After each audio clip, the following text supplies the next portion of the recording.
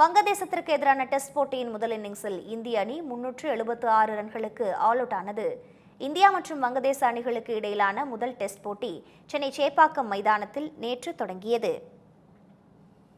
இந்த போட்டியில் டாஸ் வென்ற வங்கதேச அணி பந்து வீச்சை தேர்வு செய்ய இந்திய அணி அதன் முதல் இன்னிங்ஸை தொடங்கியது. முதல் நாள் ஆட்டத்தில் இந்திய அணியின் முக்கிய ஆட்டக்காரர்களான விராட் கோலி, ரோஹித் சர்மா உள்ளிட்டோர் ஒற்றை இலக்க ரன்களில் விக்கெட்டுகளை இழந்து அதிர்ச்சி அளித்தனர். அஸ்வினும் ஜடேஜாவும் இணைந்து அணியை சரிவிலிருந்து மீட்டனர். இந்திய அணி முதல் நாள் ஆட்ட நேர முடிவில் 339 ரன்களை எடுத்தது.